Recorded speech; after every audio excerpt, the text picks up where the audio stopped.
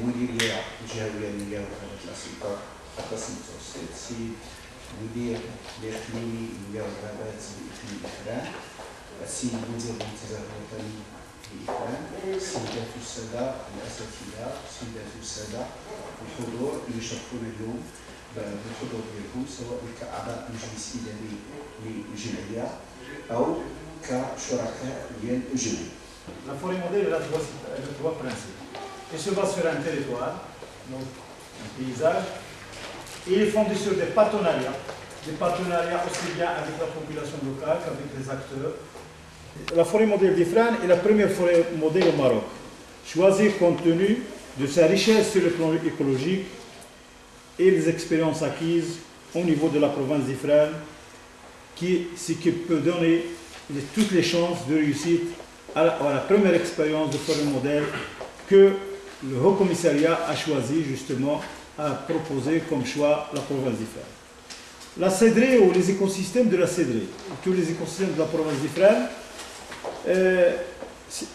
ses ressources et les populations d'Ifrane. N'oublions pas, parce qu'il y a des ressources, il y a des populations qui vivent au dépend de la forêt d'Ifrane et sont actuellement véritablement menacées en raison de la pression, en raison des variations climatiques, en raison d'un certain nombre d'acteurs, d'un certain nombre de facteurs. Et les solutions sont donc à rechercher dans la mise en œuvre des principes du développement durable, associant la recherche de l'efficacité économique à la promotion de l'équité sociale et à la préservation de l'intégrité environnementale. Le Haut Commissariat aux eaux de forêt était toujours et reste toujours ouverte à tous les partenaires qui travaillent au niveau de la forêt. Vous savez plus que moi que la forêt est un espace ouvert à tout le monde, à tous les partenaires, et on considère de ce fait que l'association Forêt Modèle n'est pas qu'un seul partenaire, n'est pas que partenaire avec les eaux de forêt. On considère que la Forêt Modèle, c'est une naissance à partir de l'administration, c'est une extension de l'administration. Alors la direction régionale des eaux et forêts, elle est très intéressée par cette structure, par ce projet, et elle considère Forêt Modèle comme étant le porte-parole de l'administration forestière. Monsieur le directeur provincial des eaux et forêts est avec nous. Et il est aussi conscient de l'importance des structures qui ne sont pas obligatoirement administratives et qui participent c'est-à-dire comme partenaire au niveau des forêts. Alors notre souci, c'est que cette structure travaillera toujours en collaboration avec la structure administrative. Les portes de la direction régionale ainsi que les directions provinciales sont grandes ouvertes à cette association pour travailler en étroite collaboration. Alors, ce qu'on souhaite justement, c'est que les efforts de cette association soient en mutualité avec les efforts de l'administration. C'est-à-dire que ce qu'on souhaite, c'est que cette structure ne travaille pas à part, parce qu'il y a beaucoup d'expériences au Maroc et à l'étranger. On démarre ensemble, l'administration et les partenaires, et après un certain temps, chacun travaille dans son coin. Alors, cet atelier a un double objectif. Premièrement, c'est-à-dire il a donné aux participants, c'était une occasion aux participants pour voir les axes d'intervention de la Forêt Modèle. Deuxièmement, il a présenté le plan d'action jusqu'à mars 2011. Alors, on cet atelier a été très important parce qu'il y avait une discussion, un débat sur normalement les atouts de cette association et la valeur ajoutée de cette association au niveau de la zone d'Ifrane, sachant que la province d'Ifrane est une province à potentialité naturelle très importante. Donc la part de l'association dans le développement des potentialités naturelles est très important.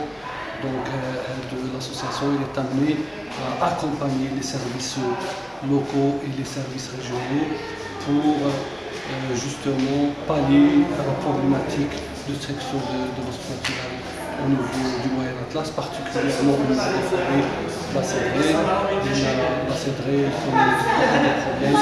Donc l'association Forêt Modèle va apporter plus une valeur ajoutée importante en termes de communication, en termes de sensibilisation, en termes d'organisation de tous les partenaires au niveau de la zone. Donc l'administration des forêts attend beaucoup de l'apport de l'association Forêt Modèle.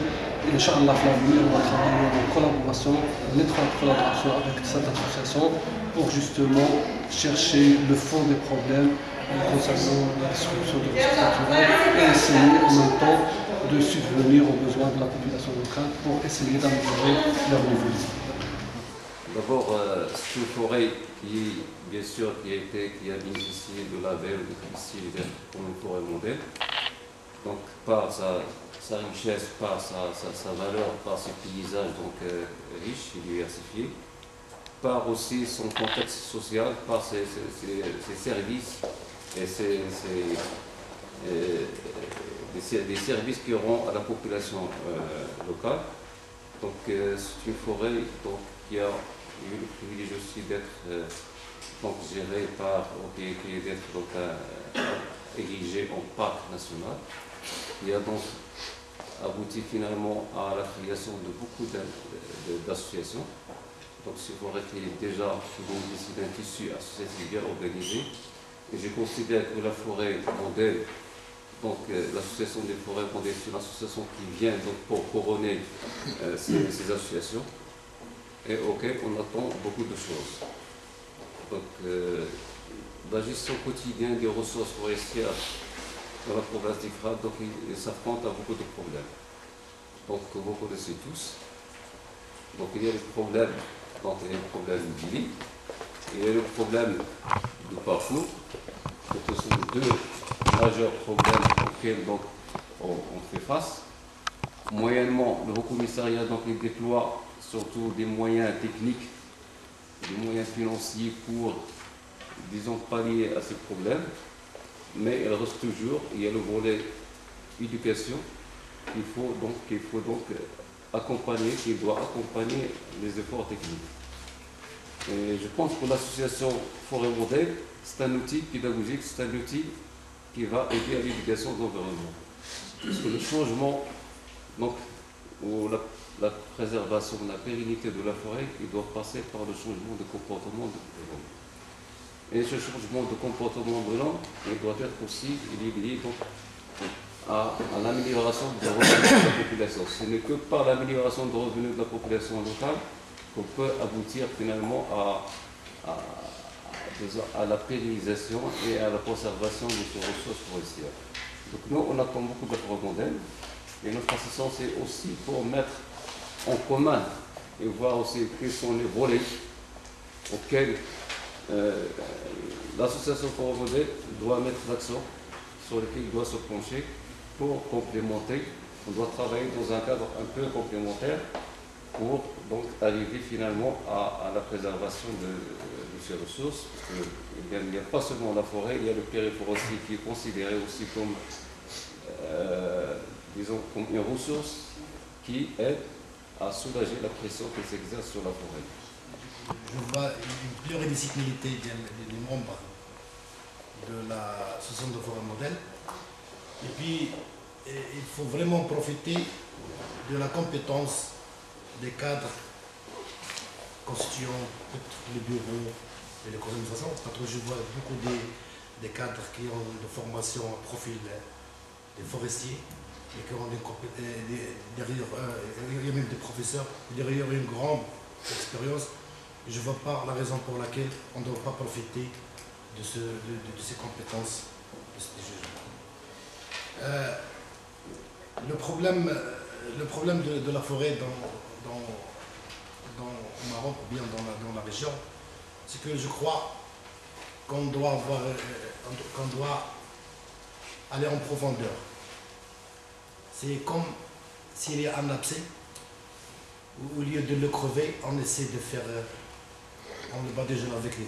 Je crois qu'il faut aller vraiment, que la forêt modèle doit toucher le problème au fond. Et la mutualisation des énergies. C'est-à-dire la forêt modèle avec le parc, avec la direction provinciale, le commissariat, on doit travailler de telle manière à ne pas répéter les erreurs de passé. Il y avait des erreurs dans la gestion de la forêt. Et puis, je peux vous assurer une autre chose. C'était par coïncidence que j'ai assisté, il n'y a même pas un mois et demi, presque un mois, à une réunion avec la WWF au niveau de Rabat. C'était un atelier sur ce qu'on appelle le PES, c'est le paiement des services écosystémiques. Au début de la réunion, j'ai été invité par la WWF à la réunion. Au début, ils ont choisi comme site pour travailler les lacs de Moyen Atlas. Et avec la discussion, et on a exposé comme quoi si on veut vraiment faire réussir ce paiement des services écosystémiques, pourquoi ne pas prendre la forêt des frênes, les forêts des frênes comme site, et en particulier le parc. Étant donné que c'est une zone où il y a beaucoup d'études, beaucoup d'expériences, c'est une zone, c'est un parc qui est arrêté spatialement et puis il est créé par un décret. Et après la réunion, juste après les pauses café, après les conclusions, tout le monde, ils ont voté à ce que ce travail de PES, c'est-à-dire le paiement des services écosystémiques, il sera fait pour le parc national des Frères. C'est un autre créneau qu'il faut vraiment, c'est une occasion à ne pas rater pour la forêt modèle et pour les gens qui vont travailler sur elle. En tout cas, je vais vous parler de la gestion durable des écosystèmes, de la sauvegarde, mais tout ce que je souhaite, c'est la réussite aux missions et la tâche de la forêt modèle, et je vous remercie. J'ai l'honneur et le plaisir de vous présenter le plan stratégique de l'association Forêt Modèle du Frêne. Donc le plan qui sera adopté au niveau de cet exposé. Avant d'entrer dans le plan stratégique, j'aimerais bien faire un petit aperçu, un rappel sur ce que c'est une forêt modèle, la définition et les principes généraux. Il s'agit d'un rappel de ce qu'on a vu auparavant. Après, on va entrer dans les gros enjeux de l'association Forêt Modèle du Frêne, ses objectifs et ses axes stratégiques. Donc, en deux mots, une forêt modèle, c'est un partenariat qui se hisse entre des hommes qui sont concernés par un territoire. Ces hommes, ils s'engagent envers la durabilité autour d'un programme d'activité et puis ils mettent en réseau leur expérience, leur acquis pour que les autres puissent en profiter, mais eux aussi profiter des expériences et des acquis des autres. Donc le concept il est basé sur une approche innovante, combinant les besoins sociaux, culturels et économiques des communautés locales avec la durabilité à long terme des paysages forestiers. Les forêts modèles, contrairement à leur nom, ce ne sont pas simplement des arbres, mais des paysages forestiers et surtout des gens qui mettent en commun leur savoir-faire au sein de partenariats locaux et d'un réseau plus vaste en vue d'élaborer, tester et partager des solutions aux problèmes locaux en matière d'aménagement forestier durable. Donc, quelques caractéristiques de base, c'est que la forêt modèle ne remplace pas les attributions des autres. Donc, le forestier il a ses propres attributions, l'agronome il a ses propres, la DPA il a ses attributions, mais la forêt modèle elle est là pour accompagner, pour plus ou moins orienter à travers l'expérience des gens, à travers les études qu'elle va entamer, donc orienter plus ou moins les décisions de ses différents partenaires. Aussi, la mise en réseau, qui est un principe fondamental de la forêt modèle, elle va favoriser le partage des connaissances et des solutions. Donc, des principes qui sont universels, qui sont connus et reconnus par tout le monde de la forêt modèle. Donc, 6 principes. La forêt modèle, c'est un forum neutre. Donc, il s'agit d'une participation volontaire des représentants des valeurs et des intérêts que les intervenants portent au paysage. Le paysage, c'est un milieu biophysique à grande échelle, représentant un large éventail de valeurs forestières, y compris des préoccupations d'ordre social, culturel, économique et environnemental. Donc les intervenants, ils s'engagent à conserver et à gérer durablement les ressources naturelles. La gouvernance, bien sûr, c'est un processus de gestion représentative, participative, transparent et responsable. Le programme d'activité, il doit normalement refléter la vision qu'on a de la forêt modèle, ainsi que les besoins, les valeurs et les défis à relever. En général, qui adopte les grandes stratégies, etc., les grandes orientations, pas les stratégies, les grandes orientations, qui fait l'élection du président, du secrétaire général, du trésorier, mais il y a le conseil d'administration qui représente les collèges, les types d'acteurs. Donc nous avons jusqu'à présent, mais les collèges sont toujours ouverts aussi. Et ils sont toujours ouverts, restent ouverts. Nous avons les collèges des associations de gestion silvopastorale. Ils sont représentants du conseil d'administration, ils sont représentés dans le bureau. Nous avons les autres ONG. Les autres ONG qui sont représentés aussi bien dans le conseil que dans le bureau. Nous avons les techniciens, un cadre des administrations. La même chose. Nous avons les anciens chercheurs, la même chose. Nous avons quoi encore, les privés. Nous avons d'abord les médias, les communications, médias, etc. La forêt modèle, il va accompagner, il va appuyer, il va surtout contribuer au tissage des nouveaux rapports entre la population et les partenaires. Ce que je dis population, les partenaires, c'est des populations, les autres acteurs. Et le gestionnaire de la forêt modèle, le gestionnaire du patrimoine forestier. Et la valeur ajoutée de la forêt modèle, c'est que c'est une structure qui peut travailler dans plusieurs contextes et dans plusieurs sujets. D'ailleurs, même les axes stratégiques, les 5 stratégiques, ils touchent pratiquement tous les sujets au niveau de la forêt et au niveau aussi de la périphérie de la forêt et des gens qui sont à l'intérieur de la forêt, soit pour la population locale ou soit pour les partenaires.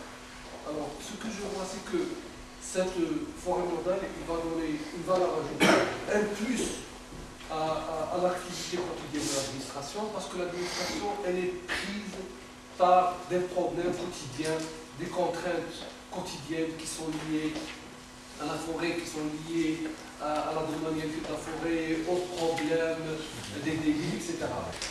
Je vois peut-être qu'il est intéressant d'adjoindre parmi les thématiques à étudier dans le cadre de ces axes stratégiques, une thématique relative à l'estimation des potentialités forestières, pastorales, biodiversité, touristique, etc. Donc de ces forêts, des forêts différentes. Donc il y a une thématique que je vois intéressante qui consiste à évaluer les potentialités à tout azimut de ces forêts. Et comme ça permettra bien entendu de prévoir dans l'avenir un aménagement durable de ces forêts. Est-ce que vous ne voyez pas que c'est très ambitieux comme objectif? Vous avez beaucoup d'objectifs, vous avez fixé cela. Est-ce que ce sont des objectifs qui sont techniquement faisables et socialement réalisables? Parce que je crois c'est presque les objectifs du parc national et des autres parcs avec tous ces moyens. Il a fait des choses, mais il reste encore beaucoup de choses à faire. Moi, ce que je vois pour la forêt modèle, tout à l'heure j'ai parlé de il faut crever l'abcès. C'est qu'avant le problème, on parle de forêt modèle, on a des vrais problèmes dans la forêt modèle. Si on arrive à minimiser les risques, comment minimiser les écarts par rapport aux objectifs, travailler sur cette région qui est vraiment le point chaud, le point noir de la zone. Et c'est ça, est-ce qu'on peut vraiment aller, c'est ça, si on veut apporter quelque chose pour Efren, c'est il faut travailler. Même quand les autres forêts tout proches de la forêt, je crois qu'elles sont un peu stables, on est en train de faire des associations de composition des maisons des fonds, des gens qui ont donné de très bons résultats. C'est un plan stratégique. Il y a des axes qui sont d'accord, qui sont en général définis avec des thèmes, mais il y a des actions, des activités qui sont prévues annuellement. Tout à l'heure, après la pause café, on va vous présenter des activités qui sont programmées, avec des activités à réaliser dans le cadre d'un certain nombre d'axes. La gestion durable des ressources naturelles, c'est beaucoup de choses. Là, on ne compte jamais résoudre le problème. Là, on a شي واحد آخر qui va résoudre le problème de la gestion durable des ressources naturelles en 3 ans ou 5 ans. On va contribuer avec certaines activités اللي غادي تعطي l'efficacité ديالها pour déjà parler de la gestion. Tu as cité l'exemple de la composition de maison des fonds. Je sais que la composition de la maison des fonds, pour qu'il soit accepté, il a fallu à la fin du projet AFD, pour que l'assistance technique appelle à quelqu'un à B pour superviser le processus de contractualisation. C'était pas facile. On était arrivé à 6, puis à 8, associations territoriales avec lesquelles on a contractualisé, mais c'était pas facile. Mais déjà, cette sensibilisation, on compte l'association faciliter l'organisation des autres territoires, des autres populations, des autres territoires dans le même sens. Pour les responsabilités des maisons des fonds pour assurer la pérennité et les sensibiliser, les organiser et essayer justement. Justement, c'est aussi une autre face de notre rôle. Mais si il y a les eaux forêts, ils mettent à disposition la compensation. Bien, c'est un acquis. On l'organise, vous aurez 250 dirhams. Organisez-vous, mais gardez la maison des fonds. Ils vont nous demander autre chose. Ils vont nous demander la piste. Ils vont nous demander un point d'eau. On va s'adresser, d'ailleurs on va faire des réunions prochainement avec tous les acteurs, la DPA, le tourisme, les travaux publics. السنة الثانية حقوق عربي بكالوريا في الفيزيكا 1998 كبرت على وسط الجمعيات التربوية حاصل على دبلوم مدير المخيمات التربوية والآن كنوجد باش نكون فورماتور ديال ديزايناتور ديال المخيمات والآن أنيماتور غفور الموضوع اللي كنتمنى نكون هاد الفرصة من الجميع وشكرا. اسم محمد الحمدي فاعل الجمعة أولا قبل كل شيء في الجمعية الشبابية الحدود كلية على الحمد لله. مراسل صحفي وفي نفس الوقت اللي حصل على دبلوم ديال اللغة الإسبانية. يعني غادي يكون إن شاء الله يوتيوب بالنسبة للكوميونيكاسيون انترناسيونال إن شاء الله إلى قبل عليه. نشكر جميع الحضور الكريم اللي كان التعامل المتعامل تيم على واحد المستوى راقي باش يشرح لنا جميع كمنتسبين وكعاطفين ديال هذه الجمعيه الغابه النموذجيه. كنتمنى انا من جهتي ان هذه الورشه هذه تكون قد اثمرت افكارا، قد اثمرت منهجيه العمل، قد اثمرت واحد الرغبه في العمل المستقبلي اللي كنتمناو ان نلقى فيه جديد ان شاء الله. أشكر جميع الحاضرين وأشكر بالخصوص حضور السيد المدير الإقليمي ديال الغابات وممثل مصلحة بارتناريا الشراكة ديال المديرية الجهوية وكذلك مدير بارك المنتزه المتنزه أصحاب العربية المختلفين وأشكر كل واحد باسمه سواء أعضاء المكتب الإداري أو أعضاء أو مندوبين يعني شركاء.